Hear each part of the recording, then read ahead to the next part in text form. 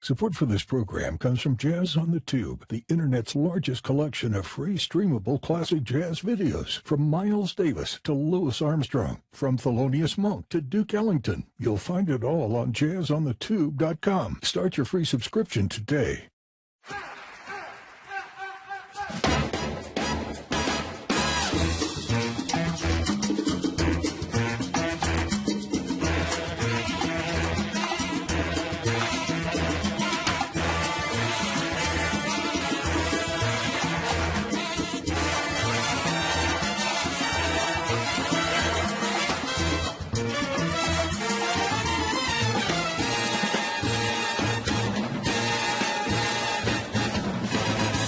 Hi, and welcome to Jazz Talk, a Jazz on the Tube podcast. My name is Ken McCarthy, and this is where we talk with people who are doing important work that supports and illuminates the music we love.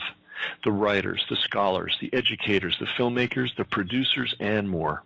We've got an exciting call today. I'm excited on multiple levels. I used to live right around the corner from Fillmore Street. I was on the corner of California and Fillmore. And in the 1990s, I got really curious about the stories that I heard about jazz on the Fillmore, which unfortunately you would not have seen any evidence of at all in the 90s. But I did some digging and found out that, wow, this was the Harlem of the West. And wouldn't you know, two people got together and produced a beautiful, beautiful book, which I'm holding in my hands right now, which I want to recommend everybody get. I've got the link right below. Just click on it and buy it. My recommendation is get at least one copy, but you might want to get several because it'll make a great gift. It'll also be a very important thing to give to your library. To jump right in, what makes this book so important is that it documents a scene, and unfortunately many of the great jazz scenes were never documented adequately. Even in New York City, Chicago, Los Angeles, Indianapolis, Pittsburgh. I mean, things are being done, films are being made, which is great. People are writing, but what I love about this book is it's got lots and lots of pictures, and you really get the feeling for the scene. I'm going to riff on just a little bit more because I want to say something about how important scenes are. You know, the musicians obviously are preeminent. Somebody's got to do all the work to learn this music and stand up there and deliver it, and it is not easy. But it's not just the musicians. You need a producer. You need writers to write about the musicians so you know they exist. You need teachers to teach the musicians when they're young. But you really need a scene. You need places where people can go and hang out and hear and learn and jam and do after hours and all that stuff. And we've lost most of our scenes in the United States. They're gone. And we don't even have a good record of most of the ones that did exist. But thanks to Elizabeth Pepin and Louis Watts, we've got Harlem of the West, the San Francisco Fillmore Jazz Era. Welcome, Elizabeth and Louis. Hey, Ken. Thank you. Yes. This book just thrills me, and I hope it inspires people all over the country to follow in your footsteps. Now, of course, you're not the only folks that have done this kind of research, but this is one of the most beautiful records of a lost scene. It's a lost era, a lost city. It's almost like a musical Atlantis that's, it's just gone. But you captured a lot of it. So where to begin? Who wants to introduce the world to the fact that San Francisco, the Fillmore in particular, was one of the great jazz scenes in America? Who can speak to that? Maybe I'll start, and then Elizabeth is always really good at filling in the blanks, and also we'll read together. It's funny that I'm a photographer, and a lot of my work has been influenced by the fact that I grew up in the West. I grew up in Seattle, but both of my parents are from the South and came west as part of the Great Migration. So kind of without even thinking about it, that has always been something that has interested me in terms of what people bring with them when they go from one place to the other, especially coming from the South to the East and to the West. And so my family moved to San Francisco in 1964. Actually, I just graduated from high school, and I remember during the summer that I spent there, first of all, I knew that's where I wanted to move, although I didn't do it for another 3 or 4 years. But someone said, do you want to go to the black area of San Francisco? And I said, sure. I kind of was interested. And we went to the Fillmore on, I think, a Friday night, and it was jumping. It was probably sort of the tail end of that heyday. But there were people in the streets. People were dressed. At that point, I knew nothing about its history, but it sort of really made an impression on me as it did in other places where I visited. If I went to Harlem, if I went to, Roxbury or the South Central in Los Angeles. And I kind of always remembered about it. And then when I actually transferred to Berkeley in 1968, I remember trying to find that neighborhood and not being able to find it. That, I didn't do much very scientifically, but it was partly because it physically did not exist anymore. It really had been erased, as you said. So I know, in fact, it was funny, I was looking at some negatives from the 70s and 80s, and I remember going to a Black Panther rally in the Fillmore, and also noticing that what happened was the people came, I'm jumping ahead of myself, but people came right after Pearl Harbor, simultaneous to the fact that the Japantown of San Francisco was in the Western Addition of the Fillmore District, but simultaneous to the people being displaced and interned, there was a need for people to work in the shipyard. So a lot of people came, especially from Texas and Louisiana, but from all over the country west, to work in the shipyards up and down the coast. And in San Francisco, partly because of restrictive covenants and also housing has always been tight, the only place where there was available housing was in the Fillmore District. And so some of the boarding houses and other buildings and housing, and Victorians actually, people were able to move in, and that neighborhood had been an entertainment district before, and you can read the book to get the whole story. And so almost immediately, jazz clubs sprung up, and black churches, institutions, restaurants, hotels, and it was almost immediately, and there was full employment because people were working, so it was this place that was thriving. The other thing that's funny, I just saw a post about the Pullman porters, the people who worked on the railroad, who organized by J. Philip Randolph, and the other thing was that they would be able to bring, say, the latest jazz and rhythm and blues records with them on the road, and that was how another way that the culture or the people that had come from the South could be aware of what was going on, and that directly led to the territory bands and what was called the Chitlin Circuit. So it all kind of related. There was kind of ways that the culture kind of spread, and the things that people were interested in, they brought with them, and then there was a taste for it. So that was sort of interesting. I just really saw something about that today. Can I do a sidebar here? Because it plugs to this. The reason we have the Beatles is because there was a line that went from New Orleans to Liverpool carrying cotton on its way to Manchester. Absolutely, yes. And the reason it wasn't Denmark or the Netherlands or even London. I mean, London had obviously some stuff going on, but the reason Liverpool was such a hotbed for music was because of the Merchant Marines guys who were carrying rhythm and blues records from New Orleans to Liverpool. So this record thing is a huge deal. One thing we should point out is these were largely black owned.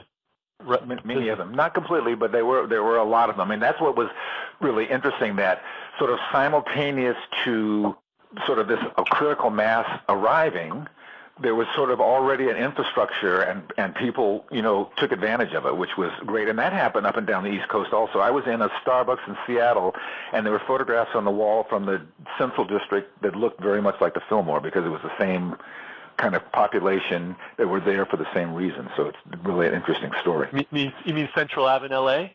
No, there's the Central District in Seattle is the black district, but Central Avenue in L.A. There was actually a much smaller area called Harlem the West in San Diego. So this kind of repeating pattern happened in a lot of different places. Gotcha. Yeah, and so why the Harlem of the West? Why did San Francisco get that name, do you think?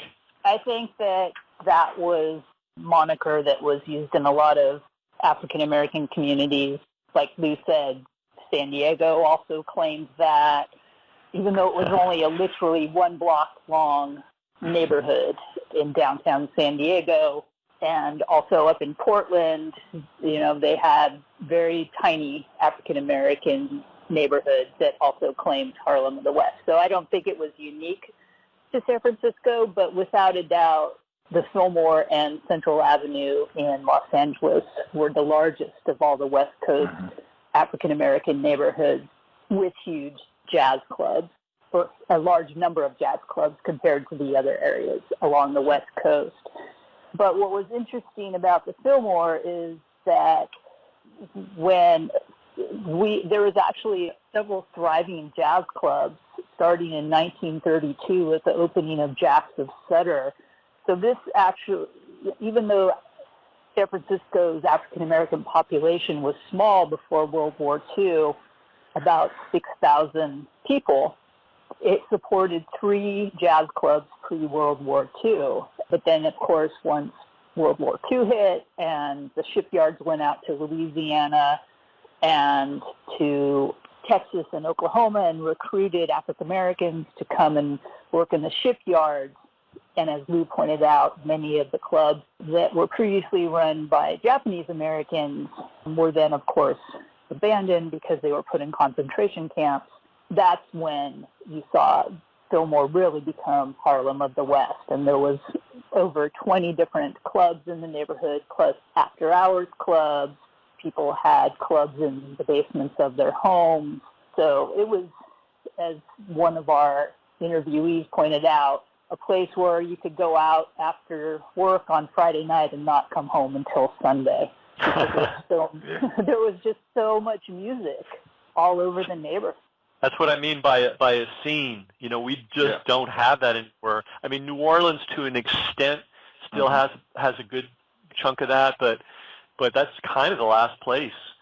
And you hear about the same thing about, you know, Kansas City, for example, in its heyday, that there was just, the music never stopped. There was always someplace. Chicago, St. Louis, I mean, it was in a number of places. It really was, and I think it was simultaneous to this idea of movement. So people kind of spread, came from the rural South mostly, although they came from cities also, and they both brought sort of their interests, or musical interests, or religious practices, and then they also morphed once they got there, you know, sort of the idea of an urban existence. So all that's really interesting. It's funny that I have a good friend whose parents had a club in Los Angeles, and the first time I ever heard Harlem of the West was that she said that when they came up, they would come to San Francisco to the Harlem of the West, even though there was a scene in L.A., and that they readily identified the scene in San Francisco as being like Harlem. And I think the idea of the Harlem Renaissance was sort of on everybody's mind because that was the place where kind of literature and music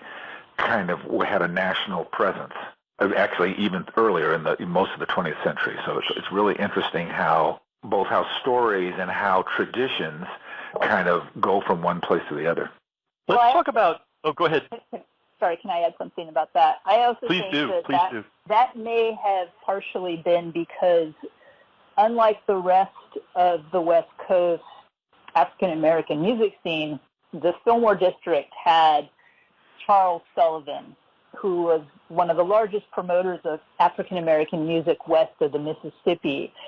And Charles went from having his first club in San Mateo, of all places, to then coming up to San Francisco and taking over a number of leases on clubs throughout the neighborhood. He had the concession of jukeboxes that were in bars all over the city, and also turned the Fillmore Auditorium from a roller skating rink back into a music venue and began booking big-name bands there.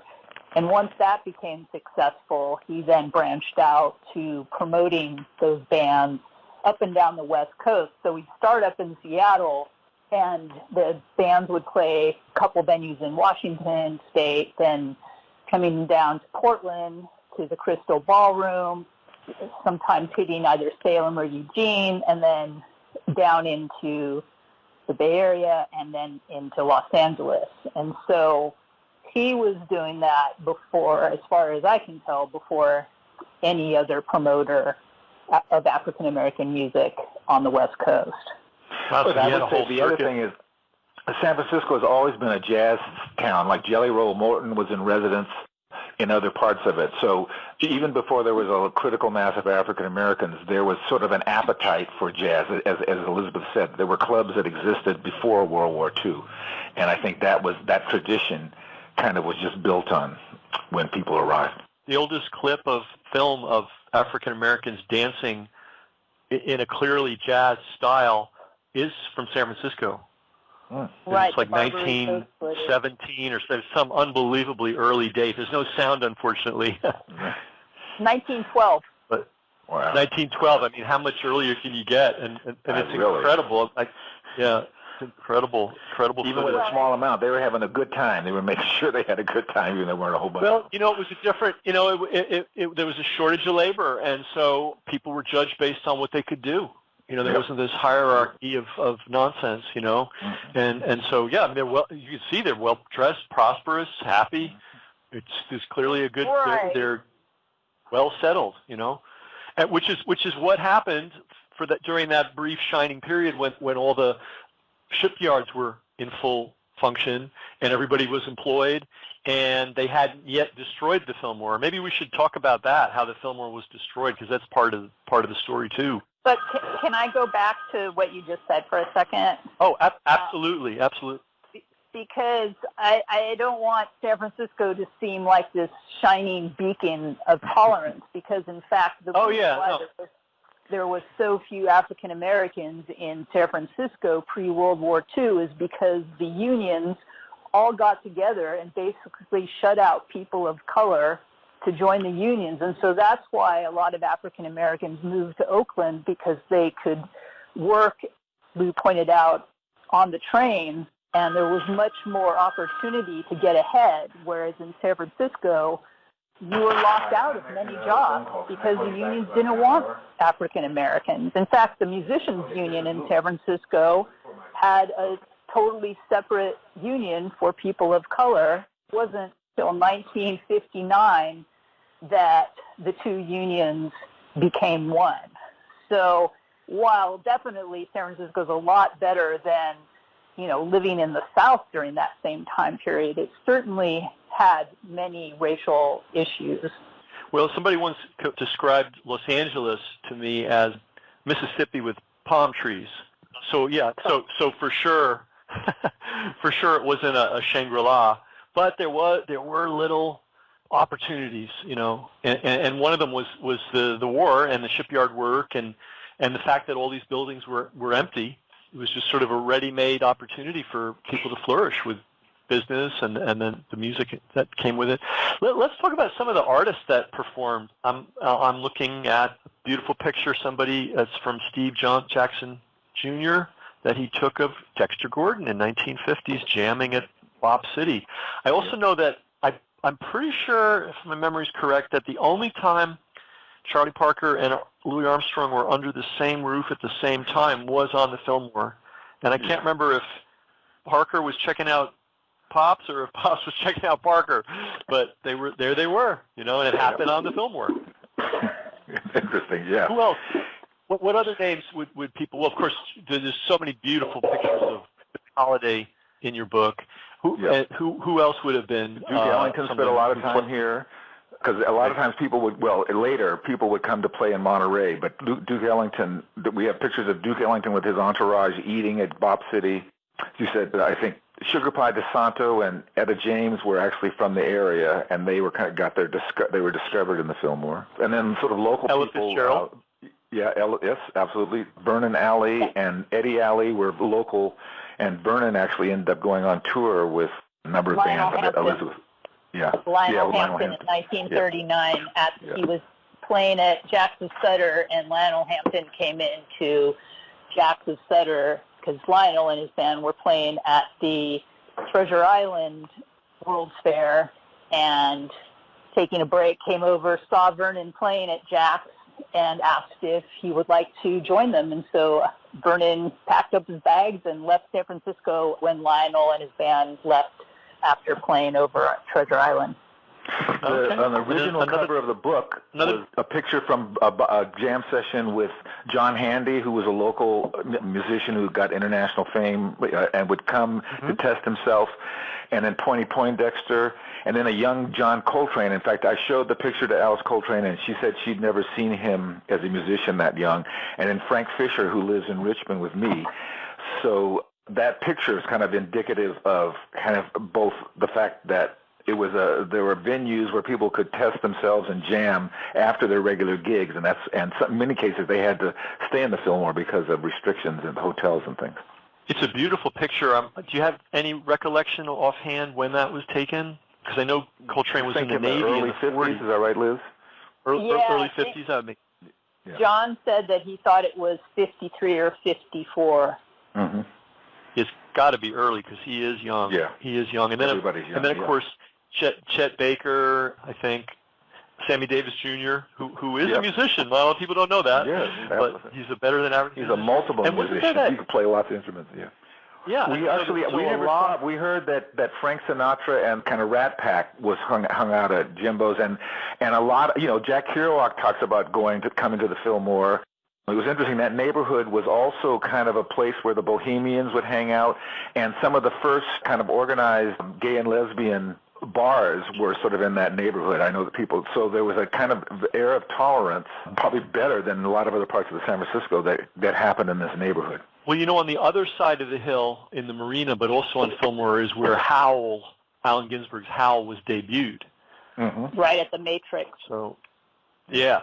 And then, also make sure we don't leave anything unsaid. There were a lot of amazing rock and roll venues, obviously, in the Fillmore area, too. And not just the Fillmore. What was it called? Wonderland? Winterland. Winterland was like Winterland. Yeah. Liz, you should talk about how Bill Graham, your connection to Bill Graham, and sort of how he came on the scene. Oh, that'd be interesting. Winterland was kind of later. So I wasn't in the 60s. I was born in 64, so I didn't go to the Fillmore in its early Bill Graham incarnation. But when he went back into the building in 85, after having stopped using the venue in 1971, so there was a time period where he wasn't in there and other people took it over. So I went back. He reopened it in 85. I was hired in 86 as the day manager and then the historian. And so Bill wanted me to write a booklet about the history of the building, which was built in 1912 by a mom and her two daughters. One of the daughters' husbands ran off with the family money, but they still had land around Western Addition, and so they decided that the way that they would be able to survive, since women couldn't really work back then, was to build buildings on these plots of land around the Fillmore district and live off of the rental income. So two of the old buildings that still are up in the Fillmore district, the Fillmore Auditorium, and across the street, the apartment building, the brick apartment building that's still there, are two of the buildings that these women built. Oh. And as I mentioned, in the 40s, the Fillmore was the Ambassador roller skating rink, and it was bought by a gentleman who had a clothing store below the roller skating rink, because the first floor, anyone that's been to the Fillmore, is all retail, and then you walk up the stairs, and the second and third floors are where the dance hall and the restaurant are. So the guy that owned a clothing shop in the building bought it, and he hated the noise of the roller skating rink, and so he looked around for somebody that would turn it back into a dance hall. And so Charles Sullivan, I don't know who approached whom, but that was when Charles Sullivan took over the lease of the building and turned it back into a music venue. And it was the first time in the history of the building that anyone was allowed in, because before Charles Sullivan, you had to be white to go to the Fillmore Auditorium or the Ambassador Rollerium or whatever incarnation it was. And so Charles Sullivan opened it up to everyone. So Charles ran it as an African-American night venue until Bill Graham approached him in December of 1965. He needed to raise some money for the San Francisco Mime Troupe for their legal fund because they had gotten in trouble with the law and were facing a court case. So he had gone around to everyone who owned a concert venue in town, and they all told him to go take a hike.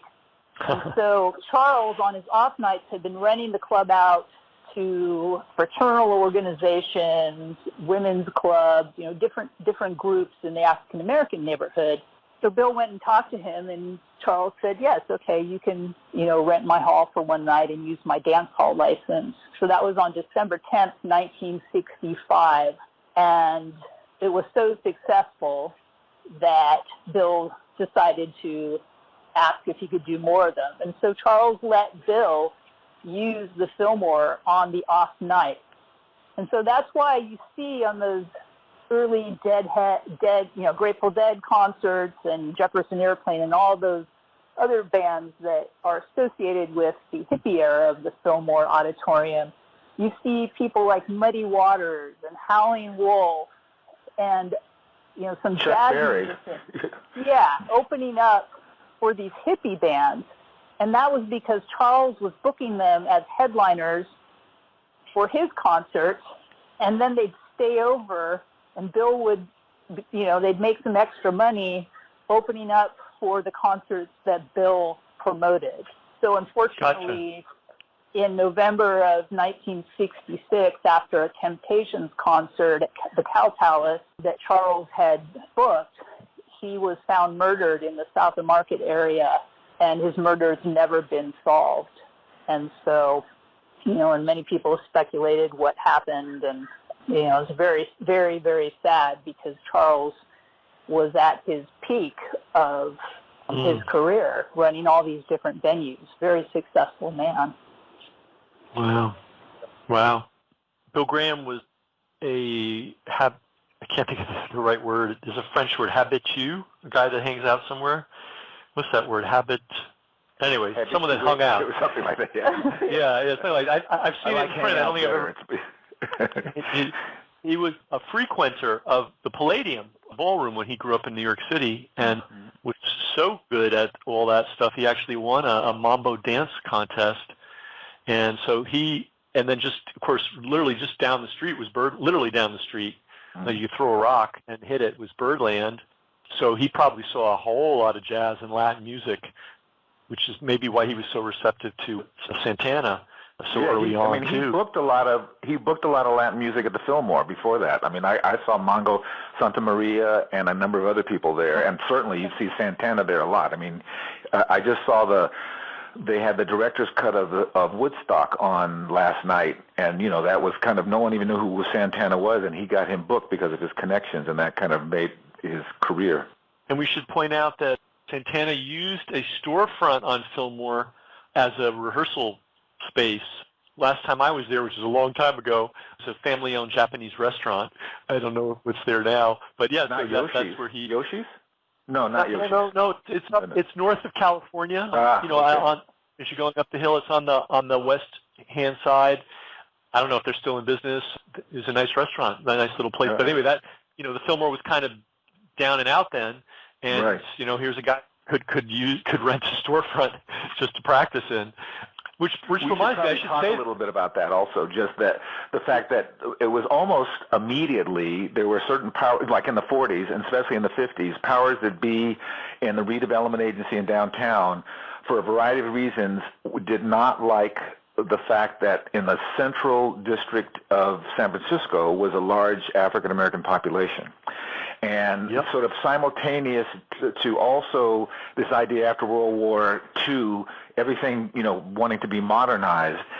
I know we Elizabeth and I participated in a kind of event at the library where people brought in family albums to be copied because the library had no kind of evidence of the diversity of San Francisco in terms of history. And people said in the 50s, some people thought all those Victorians were just rat traps and old and they wanted them gone. So there were attempts at it, and that kind of started in the 50s and then came to fruition. And by 68, we have literature from the redevelopment agency, where people would sign up on a list because they were going to be having to move, and then hopefully they would be put on a list to come back, although it turns out only one family came back. And that's when a lot of people moved to the Haight and to Daly City and to Oakland and Hunters Point when they were displaced. And a lot of the Victorians were torn down until activists in the neighborhood organized and stopped the process. So in the 70s, when I finally found the Fillmore, there were a lot of empty lots. It looked like a war zone because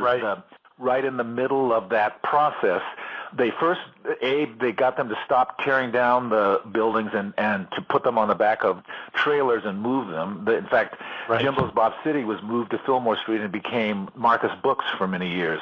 And so, but that did happen. And so there was a point when basically the history was erased, and the sort of plans to bring it back were delayed. And in fact, that's kind of how I got involved in it, kind of collecting the history, was being hired by some people some people who were trying to get a contract with a redevelopment agency to make a jazz preservation district and at least have some reference to this past. If you watch the movie The Last Waltz, there's a scene right at the very, very, very beginning where a camera's kind of panning in the Fillmore neighborhood, and you see this just like nothing. It's just, rubble-strewn lot. It was like it wasn't as huge as the South Bronx in terms of devastation, but where it was devastated, it was the same kind of razed to the ground devastation. Right. And of course, this happened in cities all over the U.S. No, absolutely, it did. Yeah. New Orleans. It even happened in this little city where I am across the river from, Kingston. Had a beautiful, beautiful multiracial neighborhood. Blue collar, but you see the photographs. Everybody was getting along just fine, and they went in and they tore the whole thing down. And a lot of times use the freeway as an excuse to do that. They've done that a lot of, like a freeway would go right through the middle of the neighborhood and destroy it. Yeah. Yep, they did that in New Orleans. They did that in Kingston. It was a wealth transfer. It was. It was, and it was a grab. We should be clear on that. It was official theft. Well, some people called it was Negro removal is one of the names. Actually, another euphemism. The other thing is interesting that Geary, which went right from the ocean all the way downtown, one of the first things they did was to sink it so that it did not intersect with Fillmore, and that killed a lot of business, especially south of Geary, but even on the other side, because the idea was, I guess, for people to get to downtown quicker. And it just basically they would not stop because there was no reason. They would just drive right through what was the major intersection, which is interesting. Okay, that makes perfect sense because when I lived there was definitely Geary was a line of demarcation. The whole feeling changed, and a lot of the devastation was south of Geary. Mm-hmm. Wow. I remember a story about a guy that owned a bowling alley, and they didn't offer to buy him out until the whole neighborhood was destroyed and he had no more business. And then they came in and said, "Yeah, we got a few bucks to buy you out." Well, and a lot of people would just throw them out without buying any recompense at all. That's why Red Powell was so bitter. It was a terrible thing. So, I'm sorry, Elizabeth, I cut you off there. I was going to say that was what was such a tragedy in so many ways about the Fillmore, because you had the first house coming down in 1953, because they had actually talked about redevelopment it started as a concept in the 1920s. Right. But then you had the Depression, and then you had World War II. So it wasn't until after World War II that they were able to start. And the first redevelopment project in San Francisco was the Golden Gateway / Embarcadero area, but that was just an old produce market, so there wasn't very many people living there, and it went, pretty smoothly. So the next project that they started was in the Fillmore neighborhood, but because you had a lot of people who were renting there, and at that time, the powers that be did not recognize that renters had any kind of right. So if you were a renter, the redevelopment agency came and knocked on your door and said, basically, you have a week to get out, and we don't care where you go, and goodbye. If you owned the property, they gave you 3 months, but again, they didn't really negotiate with you, nor did they pay market rate for the property. They just said, here is some money, far below what the property was worth, and you have 3 months and get out. And that happened with a lot of the clubs and other institutions also, that a lot of times they were basically just had to close, without any recompense whether they owned it or not, which was interesting. Right. That's why I call it a wealth transfer, it was. It absolutely was. Yeah. Although it's interesting that this is kind of studied in city planning, departments in academic, all over the world. And the one thing that happened from it was this idea of architectural and historical architectural preservation came immediately from that, because somebody realized that this whole architectural, tradition was basically being destroyed without any recompense. And so, what happens now at least in California, a lot of other places, if a building has been declared to have some kind of historical value, it has to be reviewed before it can be either modified or torn down. And that is a direct result of kind of the fact that didn't happen in the Fillmore at the beginning. Gotcha. The other thing that came out of it was when the neighborhood organization that Lou mentioned, which was called Waco, won the lawsuit against the San Francisco Redevelopment Agency and the city of San Francisco government. It was the first time in the history of the United States where the courts recognized that whether or not you owned your property in a neighborhood that was going to be redeveloped, it didn't matter. That courts recognized that people who lived in the neighborhood, no matter renter or owner, had a right to have input into what happened to their neighborhood. So while it was too late for the Fillmore, it actually set a precedent from there on out for redevelopment projects throughout the rest of the United States. So it really helped other neighborhood organizations that were facing similar destruction to their neighborhoods. Mm-hmm. Wow. The history just keeps coming from that one little street. Yep. It's incredible. Hey, I see some other names I want to do shout-outs to. Count Basie. Yep. There, Errol Garner, Diana Washington, Slim Galliard was there, and then Flip Wilson. People are old enough to remember the great comedian, Flip Wilson. He worked as a bellman in one of the hotels. And I'd like to do a shout-out to two people that I know, Margie Baker, who, if you guys haven't had a chance to talk with her, she's a Western Addition gal, was a PhD principal of a school in San Francisco. But when she was a young girl, Dizzy Gillespie heard her sing and took her on the road with him. She's a San Franciscan. Yeah, we should look and her then, up. Did you have any opportunity to cross paths with her, Margie Baker? Have you, Liz? I know I've heard her name, Yeah. and I've seen pictures of her, but I and she's talked still to her for the Fillmore documentary. So I worked at KQED, and that's how Lou and I actually met. Is when I was hired in 1997 to do research for what later became the Fillmore documentary that KQED produced, created by Peter Stein. And I talked to Margie at that time. And then when we were doing the book, simply ran out of time and to include everyone, which is a shame. But she's definitely been on my list to go back and touch base with. Oh, that's great. I think that Louis and I were trying to figure out how we met, and I think I'm remembering. Elizabeth, you were working on that film, and I think you contacted me, and then I think you told me about Louis's project, because I can't even remember how we all met. Yeah. It's something. It certainly has something to do with jazz and music for sure. I had an online Fillmore museum. Yeah, I remember that. I mean, that's what it seemed like. It was sort of like when Elizabeth and I met. I think we had talked for about 30 seconds and we said immediately, we have to do something, because she had history of where all the clubs were, and I had found this set of images, and I think the same thing happened when we met. I don't remember exactly, but your interest in jazz and kind of had been running with it. And that's why I was actually happy to hear from you now, because it's been a long time since we talked. And it sounds like you've gotten a new copy of the book, because I had them send you one, if you have it in your hand. Oh, great. I don't have it yet, but what I do have is a copy of the first edition of the first book. Ooh, and what? I'm talking about failed memories.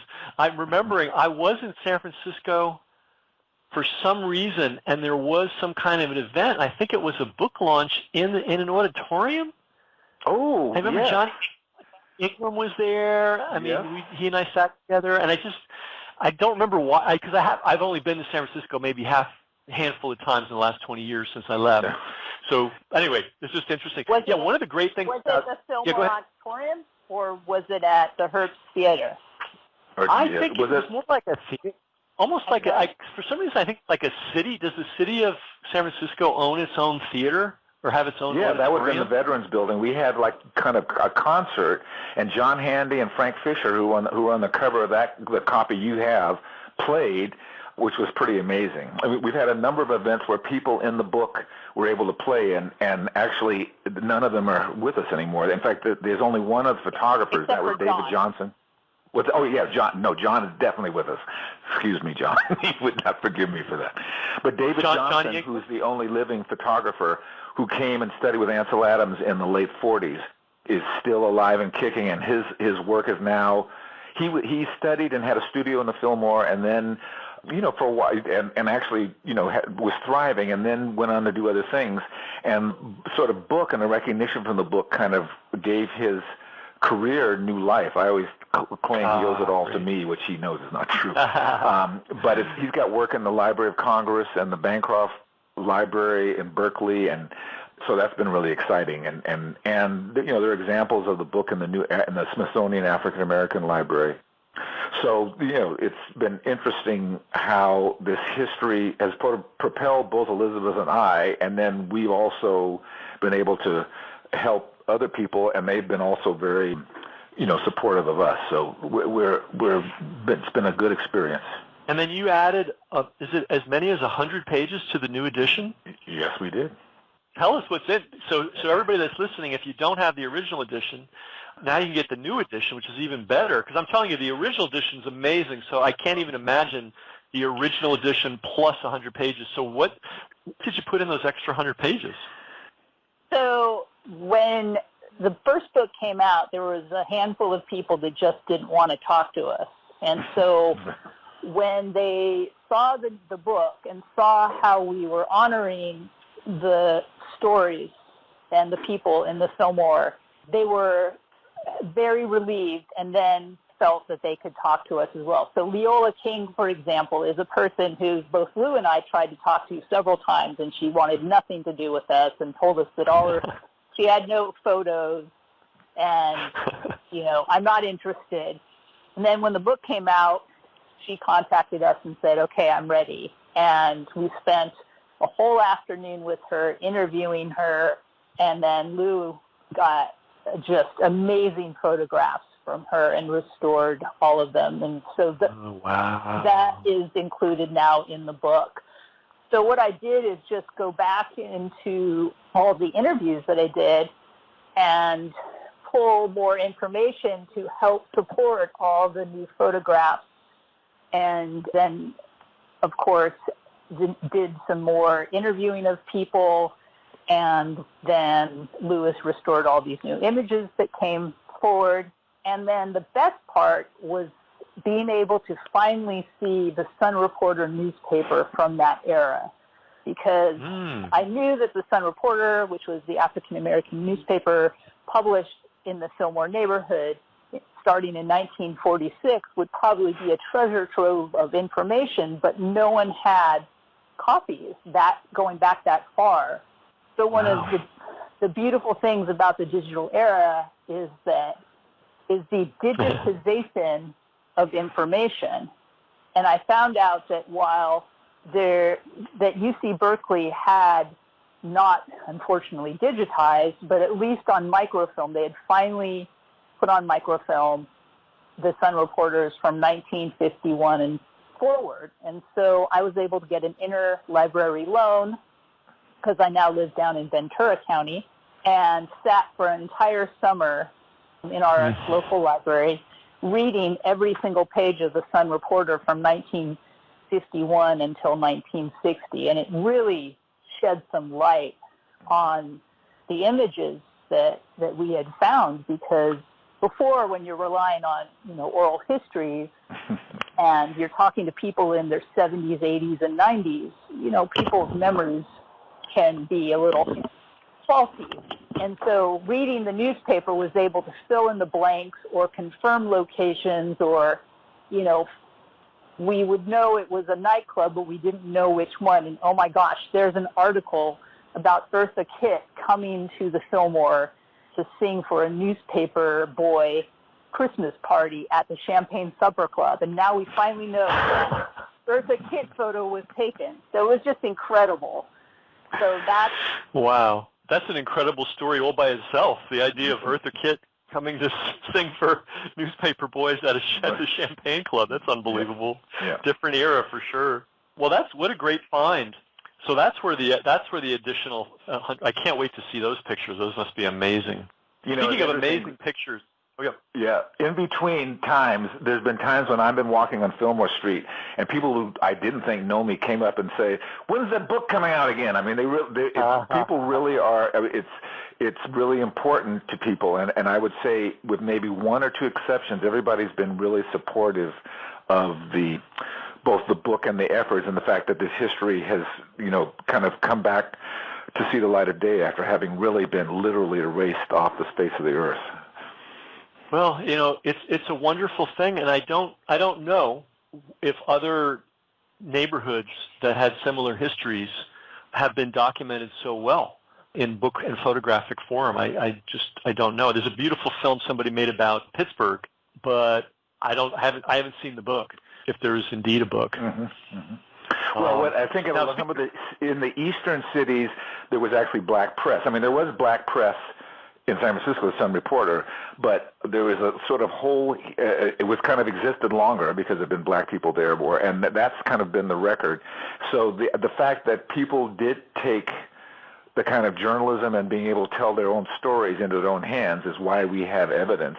And then the other thing was, people would be self-taught as photographers, and a lot of the clubs could make a living photographing the performers and the patrons. And some people would go to a club, photograph, go home, develop the film and make prints, and then come back and sell the prints, at 3 or 4 in the morning before people went home. And that tradition, I actually seen that tradition in New Orleans now. The people would go out to their van and make digital prints right away. So, and it's funny that maybe there's something, the devil may be in photography, because we have no images of people in church. We have, David Johnson did things on the street, but it's interesting that did not get documented, sort of life in the street. So that was very interesting in itself.